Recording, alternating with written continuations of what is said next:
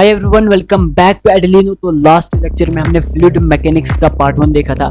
ये fluid mechanics का part 2 lecture है जिसमें हम फ्लूइड डायनेमिक्स डिस्कस करने वाले हैं। लास्ट लेक्चर में हमने फ्लूइड स्टैटिक्स पढ़ा था जिसमें फ्लूइड जो था वो रेस्ट पे था। आज के लेक्चर में हम फ्लूइड डायनेमिक्स देखने वाले हैं। जब फ्लूइड मूव कर रहा होता है उस केस में कौन से टॉपिक्स आते हैं, क्या क्या फार्मूले होते हैं, कौन से कॉन्सेप्ट आते हैं, वो सारे के सारे कॉन्सेप्ट फार्मूलाज आज के इस लेक्चर में पढ़ने जा रहे हैं। तो ये फ्लूइड मैकेनिक्स का पार्ट 2 लेक्चर है। अगर अभी तक आपने पार्ट 1 नहीं देखा है तो पहले जाकर पार्ट 1 लेक्चर देखो, उसके बाद ये पार्ट 2 लेक्चर देखना, ठीक है। तो नीट वालों के लिए या फिर जेडब्ल्यू वालों के लिए ये फ्लूइड मैकेनिक्स का लेक्चर काफी इंपॉर्टेंट होने वाला है। इस फ्लूइड मैकेनिक्स के लेक्चर में हम सारे फार्मूले, सारे इंपॉर्टेंट कॉन्सेप्ट पढ़ेंगे रिलेटेड टू फ्लूइड डायनेमिक्स। जितने भी टॉपिक्स हैं उन टॉपिक्स के सारे फार्मूला, सारे इंपॉर्टेंट कॉन्सेप्ट आज के इस लेक्चर में पढ़ेंगे, ठीक है। हम आपको माइंड मैप्स भी देंगे, इन माइंड मैप्स को आप क्यूबिक रिवीजन के लिए यूज कर सकते हो, ठीक है। तो चलिए ये फ्लूइड मैकेनिक्स का पार्ट 2 लेक्चर स्टार्ट करते हैं जिसमें हम पढ़ने जा रहे हैं फ्लूइड डायनेमिक्स, ठीक है।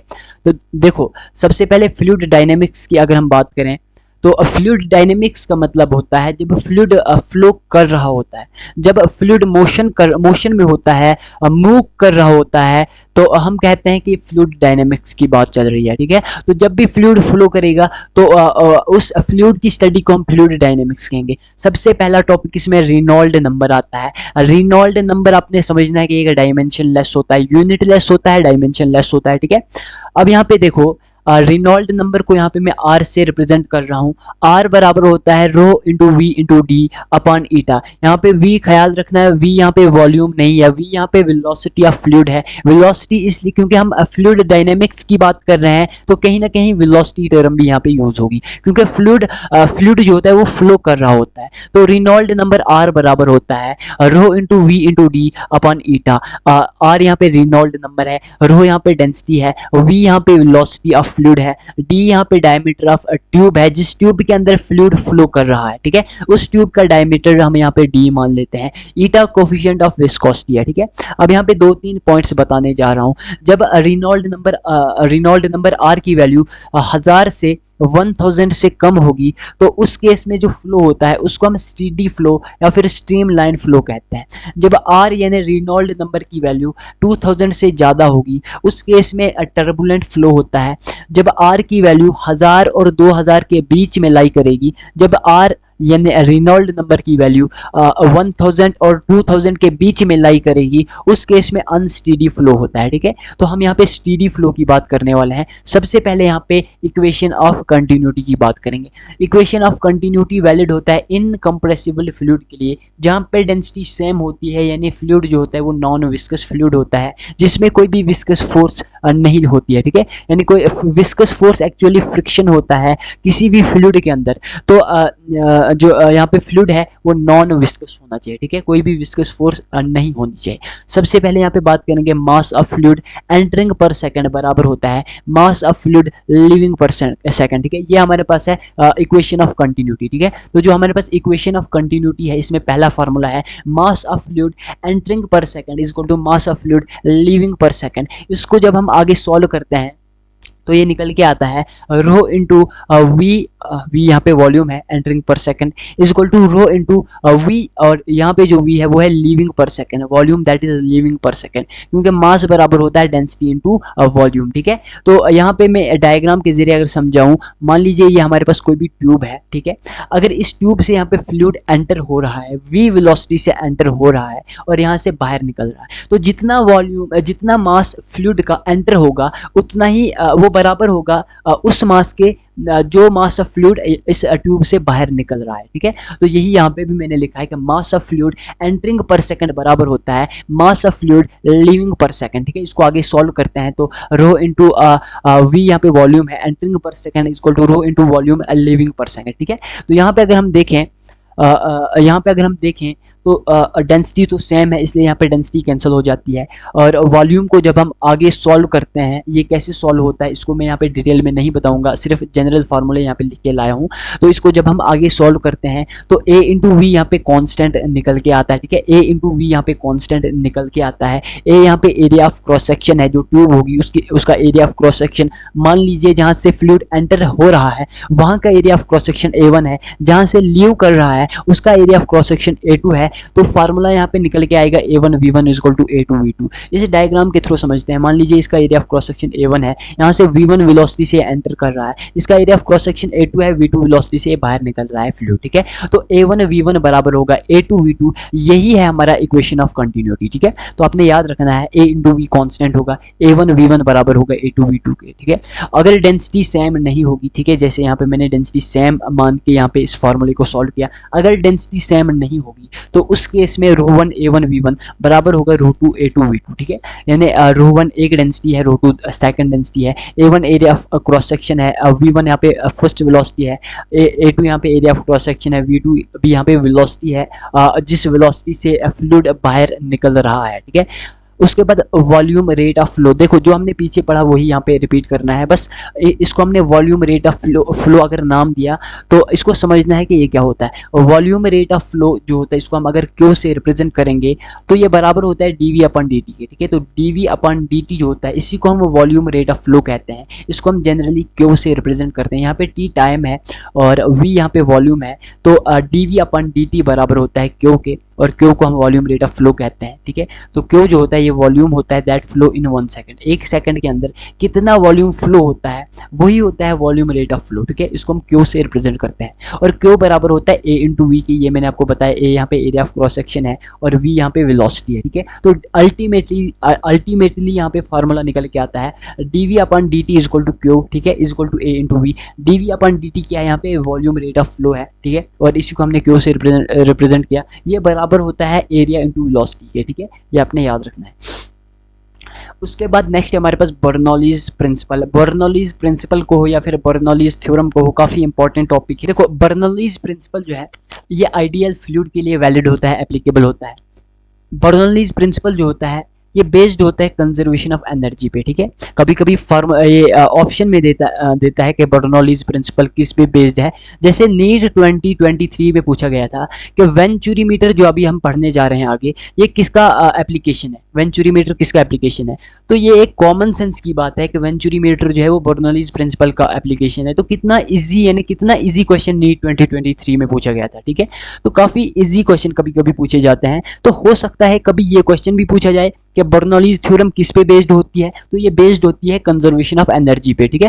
क्योंकि इस तरफ जो एनर्जी है वही इस तरफ भी एनर्जी है, और जो हमारे पास थर्ड केस होगा वो बराबर होगी उसकी एनर्जी के बराबर, ठीक है। तो यहाँ पे आपने समझना है, देखो यहाँ पे समझना है कि P1 प्लस ये हमारे पास बर्नौलीज थ्योरम है, ठीक है, बर्नौलीज प्रिंसिपल है। P1 plus half rho V1 square plus rho GH1 बराबर होता है P2 plus half rho V2 square plus rho GH2, ठीक है। P1 यहाँ पे प्रेशर है, ठीक है, प्रेशर है, और रो यहाँ पे डेंसिटी है, V1 यहाँ पे वेलोसिटी है, और यहाँ पे अगर रो की बात करें ये डेंसिटी है, G यहाँ पे एक्सेलरेशन ड्यू टू ग्रेविटी है, और H1 यहाँ पे हाइट है, ठीक है। जैसे हमारे पास कोई फ्लूइड है, ठीक है, या हमारे पास कोई पाइप मान लो, ठीक है, तो इस सरफेस से अगर ये हाइट h1 है तो इसको हम h1 नाम देते हैं। अगर ये वाली सरफेस ये वाली पोजीशन जो है ये सरफेस से h2 हाइट पे है तो इसको हम h2 हाइट नाम देते हैं, ठीक है। तो आपने सिंपल सा याद रखना है कि बर्नौलीज थ्योरम प्रिंसिपल जो होता है ये कंजर्वेशन ऑफ एनर्जी पे बेस्ड होता है। इसका जो मेन इक्वेशन होता है वो होता है P1 plus half rho V1 square plus rho GH1 is equal to P2 plus half rho V2 square plus rho GH2, और ये आगे बराबर होगा P3 plus half rho V3 square plus rho GH3, ठीक है। तो यहाँ पे आपने सिंपली याद रखना है कि प्रेशर P प्लस हाफ रो V स्क्वायर प्लस रो GH कांस्टेंट होता है, किसी आइडियल फ्लूइड के लिए, ठीक है, अंडर स्टेडी फ्लो। और कंडीशन इसके लिए क्या है कि स्टेडी फ्लो होना चाहिए, ठीक है। Pressure P plus half rho V square plus rho जी एच कॉन्स्टेंट होता है आइडियल फ्लो के लिए, ठीक है, किसी भी स्टेडी फ्लो के अंडर, ठीक है, अंडर स्टेडी फ्लो, ठीक है।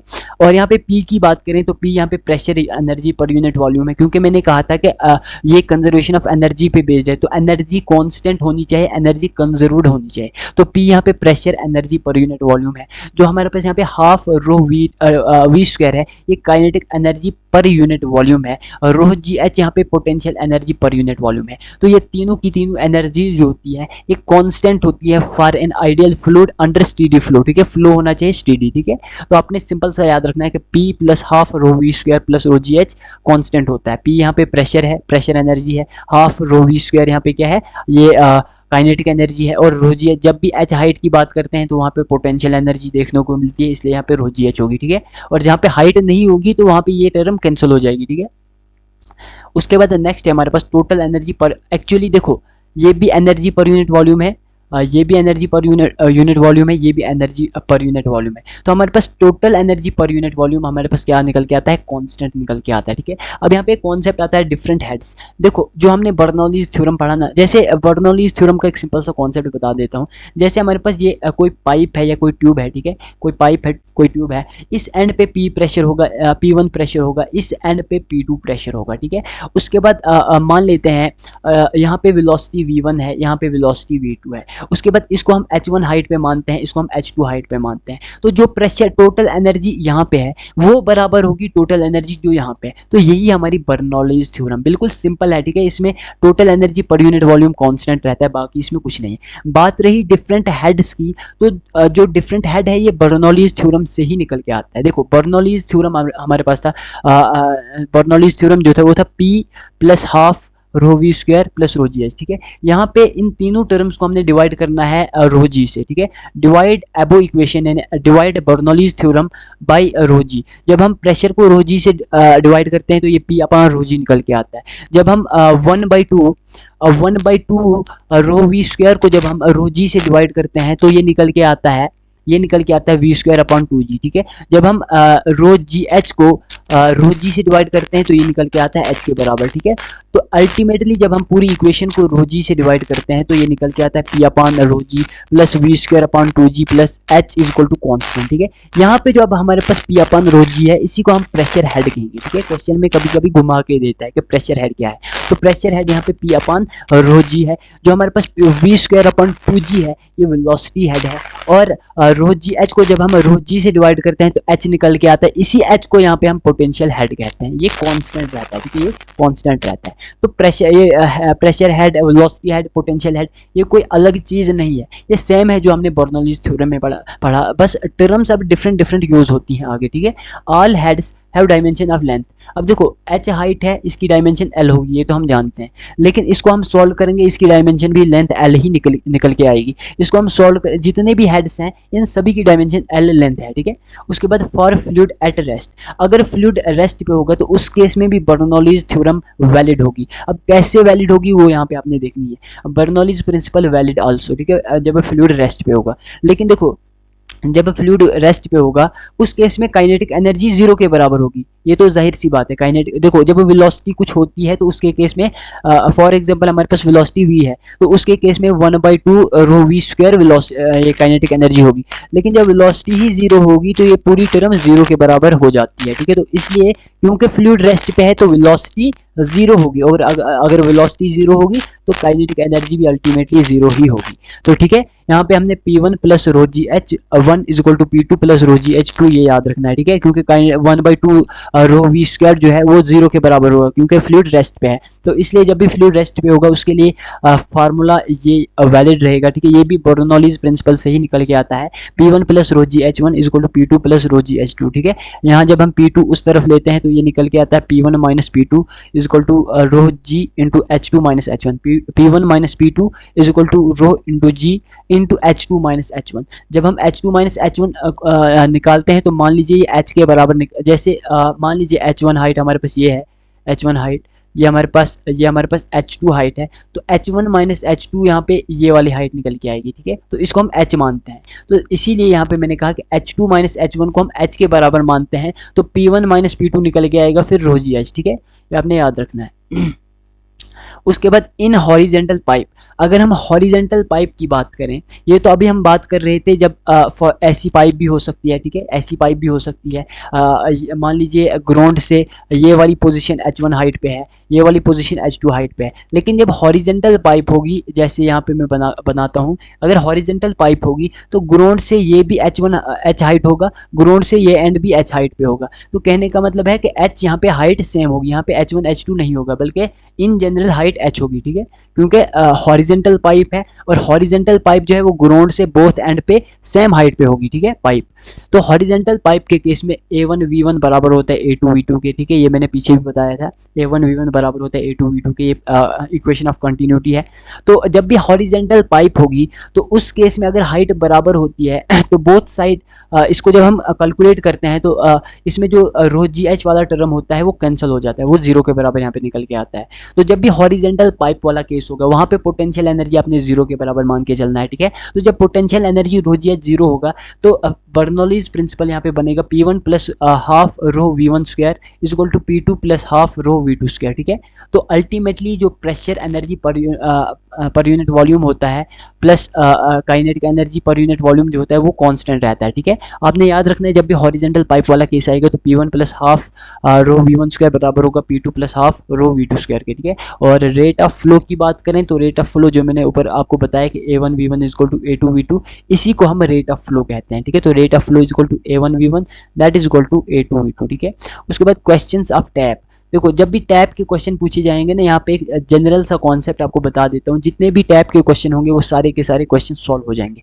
मान लेते हैं ये हमारे पास टैप है, ये हमारे पास क्या है, ये हमारे पास टैप है, इस टैप से पानी निकल रहा है, क्या निकल रहा है, पानी निकल रहा है इस डायरेक्शन में, ठीक है। जहाँ से पानी फ्लो हो रहा है वहाँ पे जो टैप का उस एंड पे जो टैप का एरिया ऑफ क्रॉस सेक्शन है वो हम A1 मान लेते हैं, वो हम A1 मान लेते हैं। तो जब यहाँ से वाटर फ्लो होगा तो वो कुछ ऐसी शेप बनाएगा। मान लेते हैं H हाइट नीचे, उसका जो वाटर फ्लो हो रहा है उसका area of cross section A2 मानते हैं, उसका area of cross section A2 मानते हैं, क्योंकि A1 A2 दोनों एरिया ऑफ क्रॉस सेक्शंस जो हैं वो ओपन टू एटमॉस्फेयर हैं, इसलिए यहाँ पे जो हम प्रेशर लेते हैं ना वो हम एटमॉस्फेयरिक प्रेशर के बराबर लेते हैं, ठीक है। अब यहाँ पे देखो जहाँ पे ये टैप का एंड है वहाँ पे area of cross section A1 है, और वहाँ पे जो वाटर का फ्लो होगा हम मान के चलते हैं वहाँ पे वेलोसिटी ऑफ वाटर V1 है, ठीक है, V1 वेलोसिटी है, और H हाइट नीचे area of cross section A2 है, और वहाँ पे हम वेलोसिटी V2 मान के चलते हैं। दोनों जगह पे हम प्रेशर एटमॉस्फेरिक प्रेशर के बराबर मान के चलते हैं, और A1 और A2 के बीच की जो हाइट है उसको हम H, ठीक है, H मानते हैं। तो अब आपने यहाँ पे फार्मूले देखने हैं, ठीक है। तो मैंने ये पॉइंट आपको बता दिया कि दोनों एंड पे एटमॉस्फेरिक प्रेशर होगा, यानी atmospheric pressure is at both ends, ये मैंने आपको बता दिया। दूसरा इक्वेशन ऑफ कंटिन्यूटी हम यहाँ पे लगाते हैं तो A1 V1 बराबर निकल के आता है A2 V2 के। A1 यहाँ इसका एरिया ऑफ क्रॉस सेक्शन है, A2 इसका एरिया ऑफ क्रॉस सेक्शन है, यहाँ पे वेलोसिटी V1 है, यहाँ पे वेलोसिटी V2 है, ठीक है। ये दूसरा फार्मूला हुआ, दूसरा कॉन्सेप्ट हुआ। तीसरा हमें इक्वेशन ऑफ मोशन से पता चलता है। देखो इक्वेशन ऑफ मोशन जब हम यहाँ पे अप्लाई करेंगे तो v बराबर होता है u स्क्वायर प्लस 2as, ठीक है। इसको हम यहाँ पे अप्लाई करेंगे इस कॉन्सेप्ट में। v यहाँ पे फाइनल वेलोसिटी है, तो इस केस में फाइनल वेलोसिटी v2 है, ठीक है। यहाँ पे v स्क्वायर बराबर होगा u स्क्वायर प्लस 2as, ठीक है। तो फाइनल वेलोसिटी यहाँ पे v2 है, तो v की जगह यहाँ पे मैंने v2 स्क्वायर लिखा, ठीक है। u यहाँ पे इनिशियल वेलोसिटी है, तो इस केस में इनिशियल वेलोसिटी v1 है, तो इसलिए यहाँ पे u स्क्वायर की जगह मैंने v1 स्क्वायर लिखा, ठीक है। 2 एज इट इज मैंने लिखा। a की बात करें तो इस केस में एक्सेलरेशन जो है वो एक्सेलरेशन ड्यू टू ग्रेविटी है, जिसको हम g से डिनोट करते हैं, और हाइट इस केस में यहाँ पे डिस्टेंस s है, तो यहाँ पे डिस्टेंस हम हाइट मान के चलते हैं, डिस्टेंस को हम यहाँ पे हाइट मानते हैं, और हाइट को यहाँ पे मैंने h से रिप्रेजेंट किया। तो जब हम इस कॉन्सेप्ट में ये इक्वेशन ऑफ मोशन यूज करते हैं तो यहाँ पे इक्वेशन निकल के आती है v2 square is equal to v1 square plus 2gh, ठीक है। और v2 स्क्वायर यहाँ पे फाइनल वेलोसिटी है, ठीक है, h हाइट नीचे, और v1 स्क्वायर यहाँ पे इनिशियल वेलोसिटी है जो हमें यहाँ पे देखने को मिलती है। g यहाँ पे एक्सेलरेशन ड्यू टू ग्रेविटी है, और h यहाँ पे हमारे पास ये हाइट है, ठीक है। उसके बाद रेट ऑफ फ्लो की बात करें तो मैंने ये पीछे भी यहीं बता दिया था, ठीक है। Rate of flow a1 v1 is equal to a2 v2, a1 a2 यहाँ पे एरिया है, v1 v2 यहाँ पे वेलोसिटी है, ठीक है। उसके बाद नेक्स्ट टॉपिक है हमारे पास एयरप्लेन। देखो ये जितने भी टॉपिक्स हम पढ़ रहे हैं ना, ये कहीं ना कहीं एप्लीकेशंस हैं बर्नौलीज थ्योरम की, ठीक है, बर्नौलीज प्रिंसिपल की ये एप्लीकेशंस है, ठीक है। तो ये भी एक एप्लीकेशन है, इसका जो कॉन्सेप्ट हम पढ़ने जा रहे हैं ये भी एक एप्लीकेशन है बर्नौलीज थ्योरम की, बर्नौलीज प्रिंसिपल की। देखो एयरप्लेन की अगर हम बात करें तो एयरप्लेन की हम यहाँ पे मैं विंग यहाँ पे ड्रॉ की है, मान लेते हैं ये जो हमारे पास यहाँ पे है ये विंग है। जो विंग है इसके ऊपर हम मान लेते हैं प्रेशर P1 है, ठीक है, प्रेशर P1 है, और नीचे हम मान लेते हैं कि प्रेशर P2 है। अगर यहाँ पे प्रेशर P1 है विंग के ऊपर तो वेलोसिटी को हम V1 मान लेते हैं, और यहाँ इसके विंग के नीचे प्रेशर P2 है तो वेलोसिटी को हम V2 मानते हैं। तो यहाँ पे कुछ ऐसी कंडीशन बनती है जिसको हम आगे बर्नौलीज थ्योरम के अकॉर्डिंग समझेंगे, जिसकी वजह से फोर्स ऊपर की तरफ लगती है, और जब फोर्स ये F ऊपर की तरफ लगेगी तो जो एयरप्लेन है वो फ्लाई करेगा। जो विंग है इस ऊपर की तरफ जब प्रेशर लगेगा, फोर्स लगेगा, ठीक है, तो विंग जो है ये फ्लाई करने लगेगी, ठीक है। तो यहाँ पे आपने समझना है, ठीक है, मैंने आपको बताया कि विंग के ऊपर प्रेशर P1 है, वेलोसिटी V1 है, और विंग के नीचे प्रेशर P2 है, वेलोसिटी V2 है, ठीक है। अगर हम ऊपर की बात करें, विंग के ऊपर की बात करें तो वेलोसिटी V1 जो है वो बहुत ज़्यादा होती है। विंग के ऊपर जो वेलोसिटी V1 है ये बहुत ही ज़्यादा होती है, और जब हम इसको थ्योरम्स लगाते हैं तो हमें यहाँ पे पता चलता है कि अगर V1 ज़्यादा है तो P1 कम होगा, क्योंकि वेलोसिटी इन्वर्सली प्रोपोर्शनल होता है प्रेशर के। इसलिए अगर V1 बहुत ज़्यादा होगा तो उस केस में प्रेशर कम होगा, इसका मतलब P1 बहुत ही कम है। नीचे अगर V2 की बात करें तो विंग के नीचे जो वेलोसिटी है, ठीक है, विंग के अंडर जो वेलोसिटी V2 है ये कम है, ठीक है, ये कम होती है। अगर वेलोसिटी V2 कम है तो यहाँ से निकल के हमें ये समझ आता है कि जो P2 प्रेशर होगा ये ज़्यादा होगा, क्योंकि अगर हमारे पास वेलोसिटी V2 कम है तो P2 प्रेशर ज़्यादा होगा। यहाँ से हमारे पास प्रेशर डिफरेंस बनता है P2 माइनस P1, क्योंकि P2 ज़्यादा है P1 कम है तो प्रेशर डिफरेंस P2 से P1 की तरफ बनता है, और इसलिए प्रेशर डिफरेंस को P2 माइनस P1 यहाँ पे हम कहते हैं, ठीक है।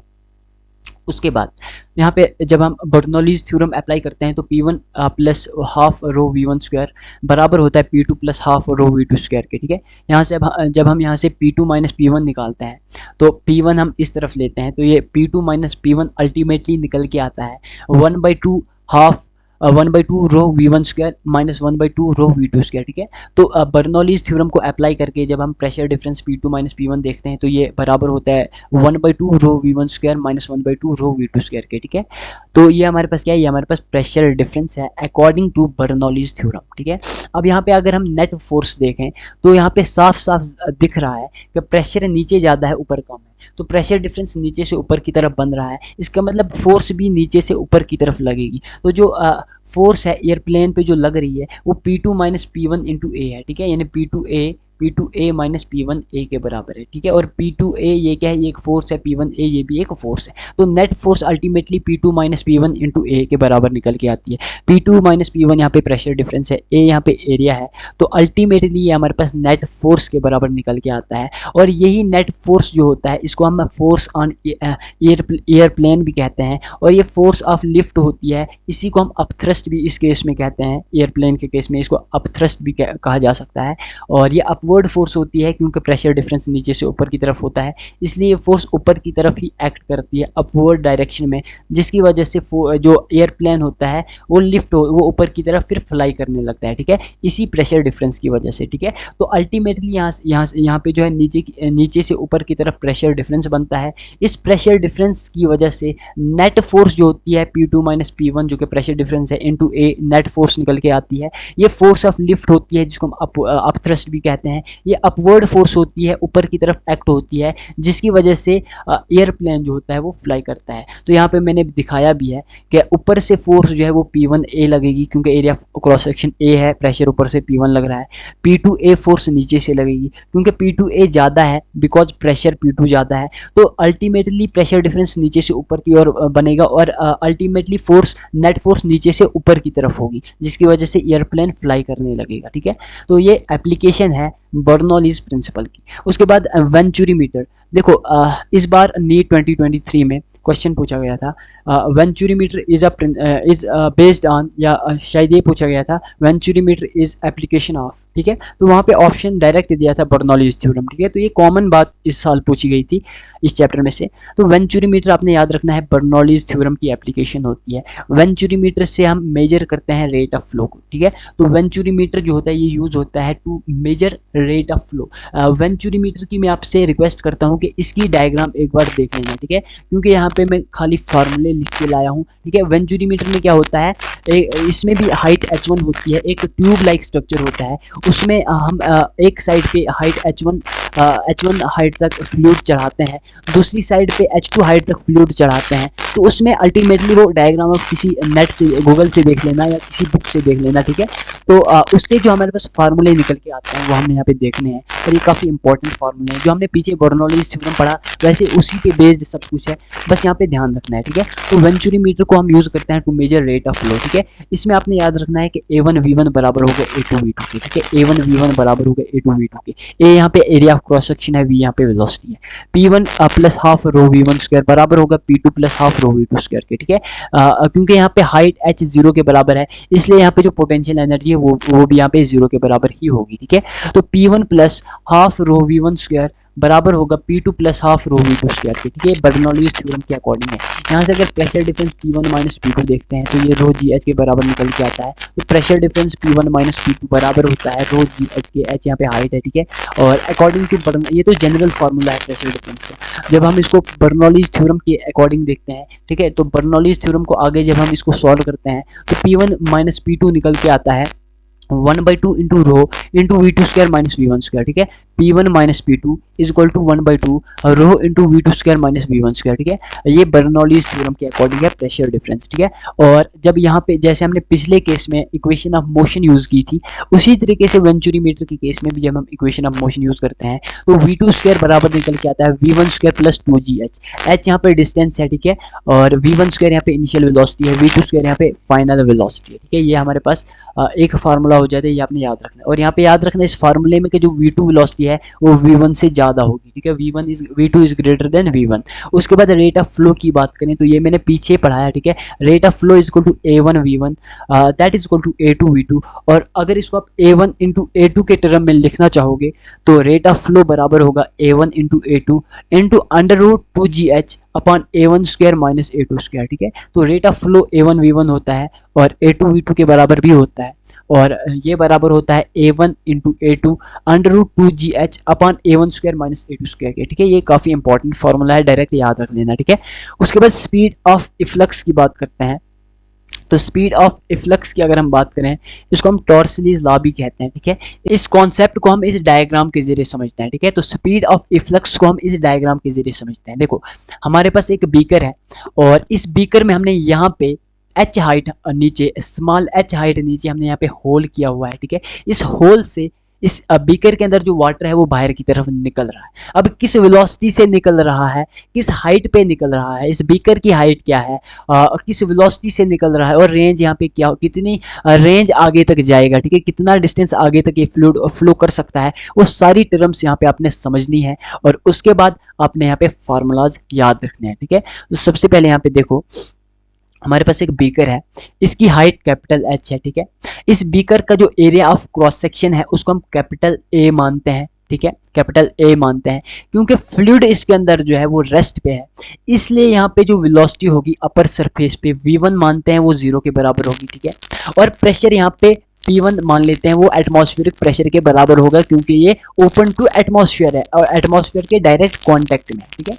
अगर मान के चलते हैं इस एंड से स्मॉल h हाइट नीचे इस बीकर के अंदर एक होल है, ठीक है, उस होल का एरिया स्मॉल a मान लेते हैं, और वहाँ पे जो प्रेशर है वो भी उसको P2 मानते हैं, लेकिन वो भी एटमॉस्फेरिक प्रेशर के बराबर ही होगा, क्योंकि ये जो होल है ये भी यहाँ पे ओपन टू एटमॉस्फेयर है, इसलिए यहाँ पे भी एटमॉस्फेरिक प्रेशर एक्ट होगा। लेकिन यहाँ पे जो वेलोसिटी होगी अगर उसको हम V2 मानते हैं वो कुछ वेलोसिटी V के बराबर होगी, ठीक है, उसको हम V वेलोसिटी, क्योंकि यहाँ पे जो वेलोसिटी V1 है वो 0 है, यहाँ पे जो वेलोसिटी V2 होगी वो V वेलोसिटी के बराबर यहाँ पे हम मान के चलते हैं। ये वेलोसिटी ऑफ फ्लूइड है जो बाहर की तरफ फ्लो कर रहा है इस होल के जरिए, ठीक है, इस होल के जरिए जिसका area of cross section A है, जिसका एरिया ए है, इसके जरिए जो बाहर की तरफ फ्लूइड फ्लो हो रहा है, मान के चलते हैं उसकी वेलोसिटी v है उस फ्लूइड की, ठीक है।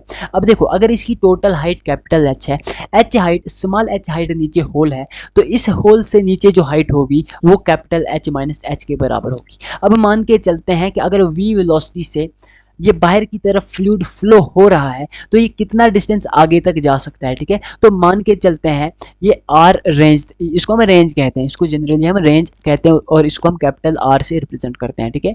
तो इतना कॉन्सेप्ट अगर आपको समझ आया तो हम अब फार्मूले देखते हैं, ठीक है। तो स्पीड ऑफ इफ्लक्स को हम टॉर्सलीज लॉ भी कहते हैं। एक बार इस डायग्राम को फिर से रिपीट कर रहा हूँ। इस बीकर की हाइट कैपिटल एच मानते हैं और इस एंड पे यानी जो अपर सरफेस है यहाँ पे वेलोसिटी ऑफ फ्लूइड 0 के बराबर होगी, ठीक है, क्योंकि ये रेस्ट पे है। यहाँ पे एटमॉस्फेरिक प्रेशर एक्ट होगा। इसका area of cross section capital A मान के चलते हैं। स्मॉल एच हाइट नीचे एक होल है, उस होल का एरिया स्मॉल ए मान के चलते हैं और यहाँ भी एटमॉस्फेरिक प्रेशर ही अप्लाई होगा। मान के चलते हैं कि यहाँ से जो फ्लूइड बाहर निकल रहा है वो वी वेलोसिटी से निकल रहा है और यहाँ से आर रेंज आगे तक जाता है, ठीक है, कैपिटल आर रेंज तक आगे जाता है, ठीक है। तो यहाँ पे जो स्पीड होगा, स्पीड ऑफ फ्लूइड जो यहाँ पे होगा, ठीक है, वी से जिसको हम रिप्रेजेंट करेंगे वो बराबर होगा √2gh की। तो v स्पीड जो यहाँ पे है, जो मैंने यहाँ पे दिखाई, उसको अगर यहाँ पे मैं v से रिप्रेजेंट करूँ स्पीड को, तो v बराबर होगा √2gh। h यहाँ पे हाइट, ये वाली हाइट है, ठीक है, यहाँ से लेकर यहाँ तक की जो हाइट है इसको हम हाइट h मानते हैं, स्मॉल h हाइट मानते हैं और यही वाली हाइट इस फार्मूले में भी है, ठीक है। लेकिन यहाँ पे एक कंडीशन है कि जो हमारे पास ये वेसल है या फिर टैंक है, ये ओपन टैंक होना चाहिए या फिर ओपन वेसल होना चाहिए, ओपन बीकर होना चाहिए, ठीक है, ये क्लोज्ड नहीं होना चाहिए, ठीक है। तो रेट ऑफ फ्लो की अगर हम बात करें, जो बाहर की तरफ यहाँ पे फ्लूइड फ्लो हो रहा है, इसके रेट की बात करें तो rate of flow a into v होगा। a यहाँ पे एरिया ऑफ होल है और v यहाँ पे वो वेलोसिटी है जिस वेलोसिटी से ये फ्लूइड फ्लो हो रहा है बाहर की तरफ इस होल के जरिए। उसके बाद if height of water remains constant. अब देखो यहाँ पे एक कॉन्सेप्ट आता है, अगर हाइट ऑफ वाटर जो होता है वो कांस्टेंट रहता है टाइम के साथ, तो उसका मतलब है कि rate of water in flow is equal to rate of water out flow. कहने का मतलब है कि ये जो हाइट h है, मान लीजिए अगर v वेलोसिटी से बाहर की तरफ ये फ्लूइड फ्लो कर रहा है लेकिन फिर भी ये हाइट h ही कांस्टेंट रहती है, तो कहने का मतलब है कि बाहर से इस बीकर के अंदर, इस वेसल के अंदर फ्लूइड आ रहा होगा। तो इसलिए मैंने लिखा है कि rate of water in flow, जो वाटर इसके अंदर आ रहा है उसका रेट बराबर होगा रेट ऑफ वाटर आउटफ्लो, जो यहाँ से जो फ्लूइड यहाँ से आउट निकल रहा है इसका जो रेट होगा वो बराबर होगा रेट ऑफ वाटर इनफ्लो के, ठीक है। तो इस कॉन्सेप्ट को मैं एक बार फिर से रिपीट करा रहा हूँ कि देखो भाई, अगर ऐसा केस होगा कि v वेलोसिटी से बाहर जो है वो ये निकल रहा है, v वेलोसिटी से फ्लूइड बाहर निकल रहा है इस होल से, लेकिन इसके बावजूद भी जो हाइट h है, स्मॉल h हाइट है, ये कांस्टेंट रह रही है, ठीक है, ये कांस्टेंट हो। अगर ये कांस्टेंट रहती है ये हाइट h, तो इसका मतलब है कि इस वेसल के अंदर हम वाटर भी डाल रहे हैं, ठीक है, इस वेसल के अंदर हम वाटर भी डाल रहे हैं।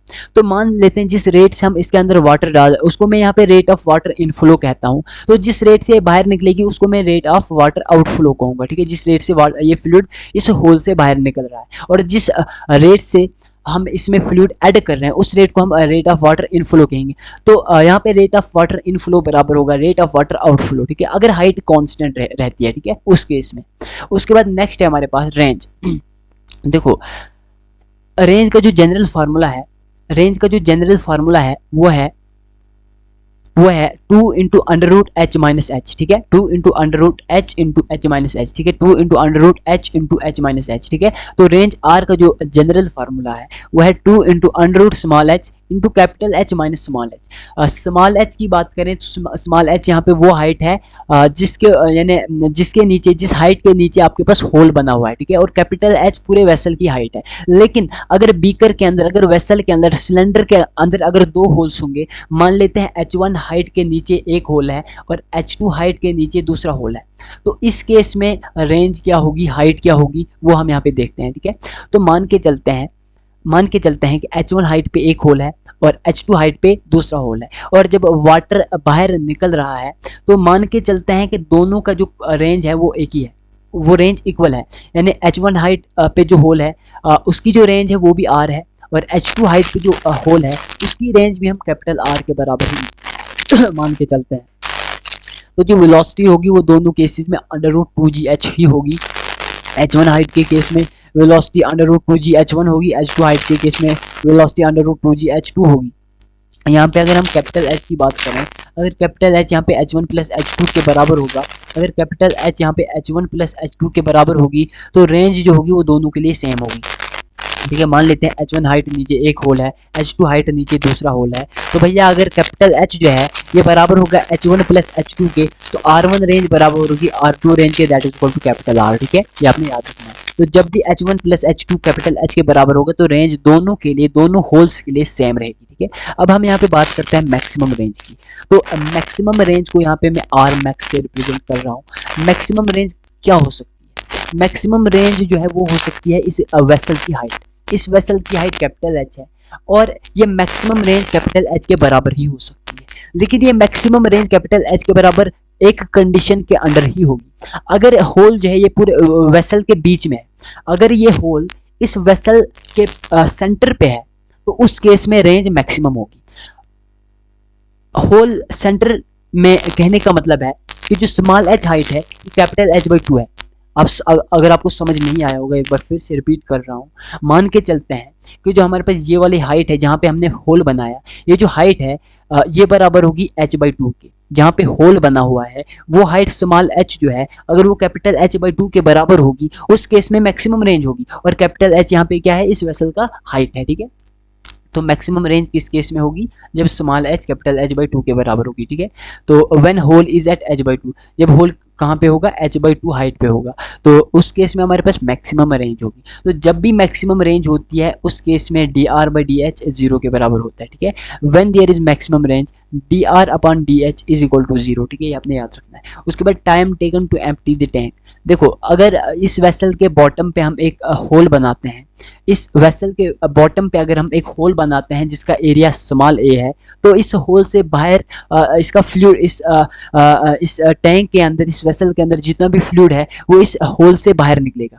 तो कितना टाइम लगेगा पूरा वेसल खाली होने में? पूरा वेसल, पूरा टैंक खाली होने में कितना टाइम लगेगा उसका यहाँ पे फार्मूला है T is equal to capital A upon small a √2h upon g। ठीक है, यहाँ पे ये जो h है ये हाइट ऑफ वेसल है, g यहाँ पे एक्सेलरेशन ड्यू टू ग्रेविटी है, कैपिटल A यहाँ पे इसका एरिया ऑफ क्रॉस सेक्शन है इस वेसल का, और स्मॉल a यहाँ पे एरिया ऑफ होल है। ठीक है, तो जब भी बॉटम में ये याद रखना, ये जो फार्मूला है ये एप्लीकेबल है जब होल बॉटम में होगा। ठीक है, जब होल बॉटम में होगा तभी वेसल जो है वो एम्प्टी होगा, खाली होगा। ठीक है, तो जो टाइम t है वो डायरेक्टली प्रोपोर्शनल होगा √h के। ठीक है, √कैपिटल H के, और कैपिटल H यहाँ पे क्या है? हाइट ऑफ वेसल है। तो time taken to empty the tank का जो फार्मूला है वो है T is equal to capital A upon small a √2h/g। ठीक है, कैपिटल A यहाँ पे एरिया है इस वेसल का, स्मॉल a यहाँ पे एरिया है होल का। ठीक है, तो यहाँ तक आपको समझ आया होगा। ठीक है, उसके बाद valid throw in orifice a in its bottom. ये तो मैंने आपको बता दिया कि ये जो पिछला फार्मूला है टाइम टी का जो फार्मूला है ये वैलिड है थ्रो इन ऑरिफाइस ए,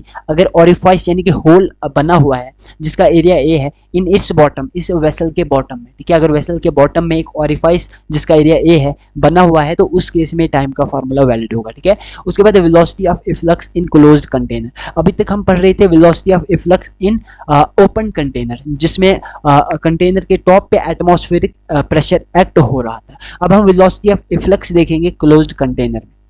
देखो, जब भी क्लोज्ड कंटेनर की बात की जाए तो क्लोज्ड कंटेनर के लिए जो वेलोसिटी होगी उसको हम v से यहाँ पे रिप्रेजेंट करेंगे, वो बराबर होगी √2 into p minus atmospheric pressure upon rho plus 2gh। ठीक है, प्लस 2gh, तो v is equal to √2 p minus p atmospheric upon rho plus 2gh। h यहाँ पे हाइट है। ठीक है, p एटमॉस्फेयर, यहाँ पे एटमॉस्फेरिक प्रेशर है, p यहाँ पे प्रेशर है, और रो यहाँ पे डेंसिटी है। ठीक है, और अगर हम बात करें for open tank, open tank के लिए जो हमारे पास ये वाला इस फार्मूले में, देखो एक पिछले फार्मूले में मैंने आपको दो टाइप्स के प्रेशर बताए थे। एक प्रेशर मैंने आपको ये वाला बताया था, ये भी यहाँ पे एटमॉस्फेरिक प्रेशर के बराबर था, और ये प्रेशर भी हमारे पास एटमॉस्फेरिक प्रेशर के बराबर ही था। लेकिन क्लोज्ड कंटेनर के केस में जो वहाँ पे P1 P2 एटमॉस्फेरिक प्रेशर के बराबर था। क्लोज्ड कंटेनर के केस में वो P1 P2 जो होता है वो एटमॉस्फेरिक प्रेशर के बराबर नहीं होता है, क्योंकि वो एक क्लोज्ड कंटेनर होता है। इसलिए यहाँ पे ये फार्मूला होता है वेलोसिटी ऑफ इफ्लक्स का 2√2P - P atmospheric upon rho plus 2gh। ठीक है, P यहाँ पे क्या है, प्रेशर है, जो हमने पिछले ओपन कंटेनर के केस में जिसको हमने नाम दिया था P1 P2। ठीक है, उस केस में ये वाला प्रेशर वही है। ठीक है, और ये वाला एटमॉस्फेरिक प्रेशर है, रो यहाँ पे डेंसिटी है, h यहाँ पे हाइट है। ठीक है, लेकिन अगर हम ओपन कंटेनर की बात करें, यही मैं समझाना चाहता था, अगर हम ओपन कंटेनर की बात करें, ओपन कंटेनर के केस में जो प्रेशर P है वो एटमॉस्फेरिक प्रेशर के बराबर होता है। तो जब हम इस फार्मूले में ये P जो है इसकी जगह एटमॉस्फेरिक प्रेशर रखते हैं, तो इसको आगे सॉल्व करने पे वेलोसिटी ऑफ इफ्लक्स √2gh के बराबर ही निकल के आती है, जो मैंने पीछे आपको बताया। ठीक है, तो हमारे पास ओपन कंटेनर के केस में प्रेशर एटमॉस्फेरिक प्रेशर के बराबर होता है, इसलिए वेलोसिटी ऑफ इफ्लक्स जो होता है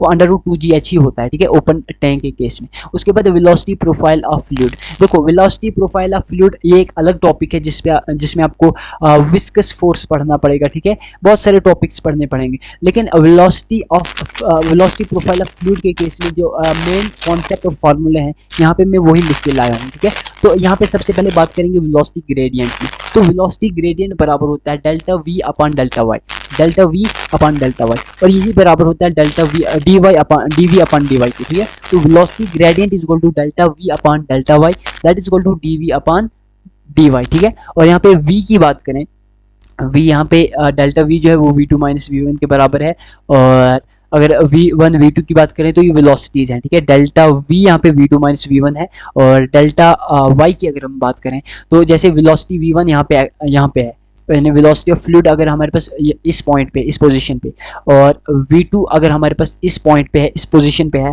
तो इन दोनों वेलोसिटीज के बीच में जो डिफरेंस है, डिस्टेंस है, उसी को यहाँ पे हम डेल्टा वाई से रिप्रेजेंट कर रहे हैं। ठीक है, तो वेलोसिटी ग्रेडियंट का सिंपल सा फार्मूला है delta V upon delta y, that is equal to dv upon dy। ठीक है, उसके बाद विस्कस फोर्स।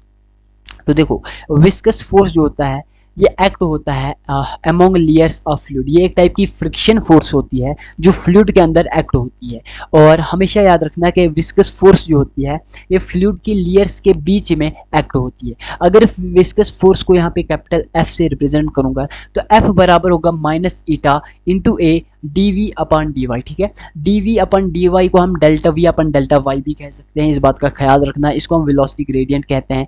ईटा यहाँ पे कोफिशिएंट ऑफ विस्कोसिटी है, जो कि हर एक फ्लूइड की एक प्रॉपर्टी होती है। ए यहाँ पे एरिया ऑफ कॉन्टैक्ट है। ठीक है, ए की बात करें तो ए यहाँ पे एरिया ऑफ कॉन्टैक्ट है।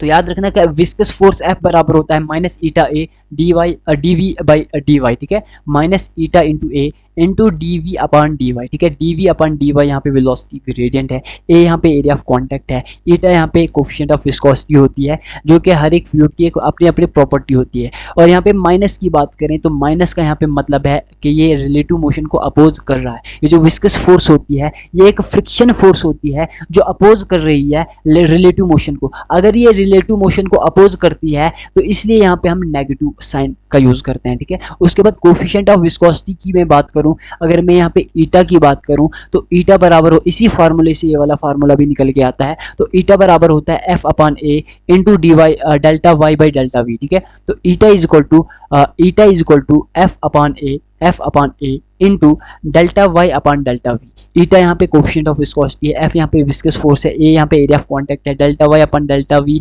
यहाँ पे delta V upon delta y की बात करें, यहाँ पे मैंने यानी डेल्टा वी नीचे लिखा है, लेकिन जब हम डेल्टा वाई ऊपर लिखेंगे, डेल्टा वी नीचे लिखेंगे, तो इसको हम 1 अपॉन वेलोसिटी ग्रेडियंट कहेंगे। ठीक है, 1 अपॉन वेलोसिटी ग्रेडियंट कहेंगे। ठीक है, और ईटा की बात करें तो ये गिवन फ्लूइड के लिए कांस्टेंट होता है, और ईटा का जो यूनिट होता है, जनरली एसआई यूनिट की बात करेंगे तो जो एसआई यूनिट होता है ईटा का वो होता है न्यूटन सेकंड पर मीटर स्क्वायर, न्यूटन सेकंड पर मीटर स्क्वायर।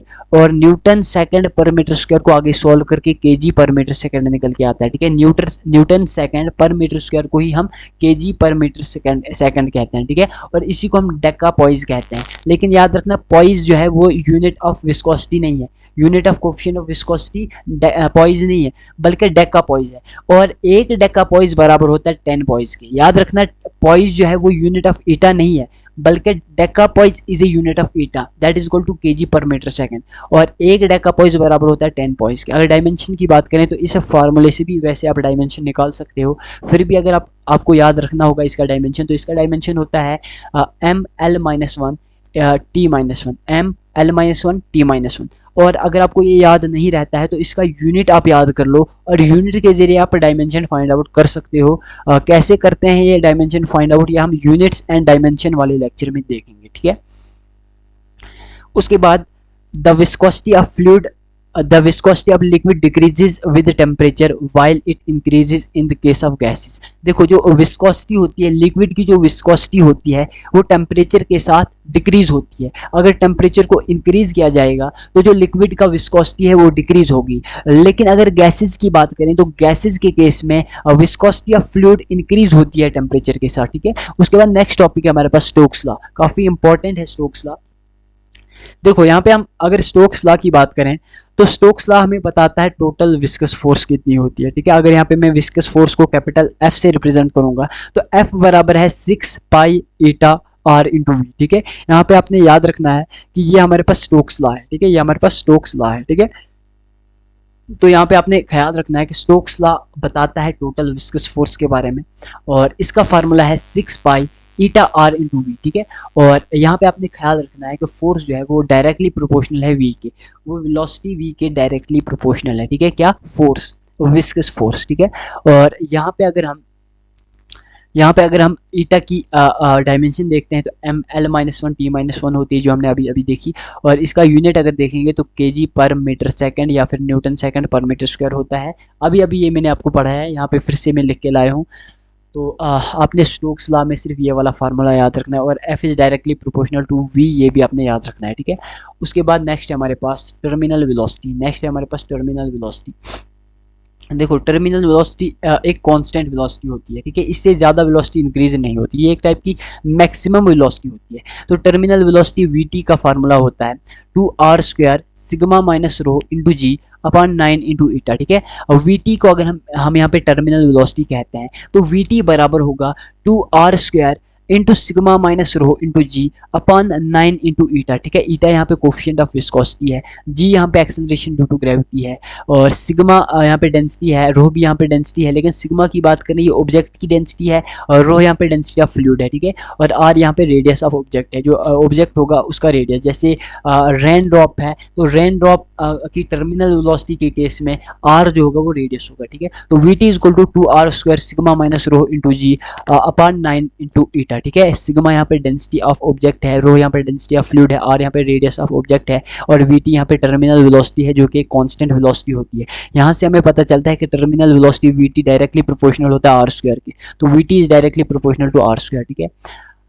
उसके बाद if density of fluid is greater than density of object sphere हो सकता है, यानी स्फेरिकल शेप का हो सकता है। तो जब भी डेंसिटी ऑफ फ्लूइड यानी रो जो है वो डेंसिटी ऑफ ऑब्जेक्ट सिग्मा से ज़्यादा होगा तो उस केस में टर्मिनल वेलोसिटी नेगेटिव होगी, ठीक है। अगर डेंसिटी ऑफ फ्लूइड जो है वो डेंसिटी ऑफ ऑब्जेक्ट से ज़्यादा होगा, यानी रो जो है वो सिग्मा से ज़्यादा होगा, तो टर्मिनल वेलोसिटी उस केस में नेगेटिव होगी। और इसका एग्जांपल है air bubbles in water rises upward. जैसे हमारे पास वाटर होता है तो वाटर के अंदर जो एयर बबल्स फॉर्म होते हैं वो ऊपर की तरफ मूव करते हैं। वो ऊपर की तरफ इसलिए मूव करते हैं क्योंकि उनकी जो टर्मिनल वेलोसिटी होती है वो नेगेटिव होती है। वो क्या होती है? नेगेटिव होती है, क्योंकि वहाँ पे डेंसिटी ऑफ फ्लूइड जो होता है वो ज़्यादा होता है डेंसिटी ऑफ एयर बबल से, ठीक है। तो यहाँ पे एक कॉन्सेप्ट बताने चाहिए, वैसे यहाँ पे चैप्टर कंप्लीट हो जाता है, ठीक है, लेकिन ये कॉन्सेप्ट अगर आप चाहो तो इसको याद रख सकते हो, काफ़ी इंपॉर्टेंट कॉन्सेप्ट है, ठीक है। If an air bubble rises from bottom of lake of large depth the rising speed of air bubble will increase in the beginning then will become constant, that is terminal velocity. ये शायद मैंने पहले भी बताया था कि जो velocity होती है वो इंक्रीज होती है, और इंक्रीज होने पे ऐसे पॉइंट पे पहुंच जाती है जहां से आगे वो कांस्टेंट हो जाती है, और उसी कांस्टेंट वेलोसिटी को हम टर्मिनल वेलोसिटी कहते हैं। तो अगर एयर बबल जो होता है वो किसी लेक के बॉटम से जो है वो ऊपर की तरफ राइज करता है, और उस लेक का लार्ज डेप्थ है, ठीक है, बहुत ही नीचे तक गहरा है, तो अगर एयर बबल जो होता है उस लेक के बॉटम से राइज करता है ऊपर की तरफ, तो जो राइजिंग स्पीड होती है उस एयर बबल की पहले तो वो इंक्रीज होगी, और किसी पॉइंट पे जाएगी, यानी इंक्रीज होते होते एक पॉइंट पे पहुंच जाएगी। उस पॉइंट के बाद वो वेलोसिटी कांस्टेंट रहेगी, उसी कांस्टेंट वेलोसिटी को हम टर्मिनल वेलोसिटी कहते हैं। ठीक है, तो यहाँ पे आपका पूरा का पूरा फ्लूइड मैकेनिक्स कंप्लीट हो जाता है। जितना भी फ्लूइड मैकेनिक्स है आपके सिलेबस में, उसके सारे के सारे टॉपिक्स, सारे के सारे कॉन्सेप्ट, बेसिक टर्म्स, फार्मूलाज सारे हमने इस लेक्चर में कंप्लीट कर लिए। ठीक है, फ्लूइड मैकेनिक्स को हमने दो पार्ट्स में देखा।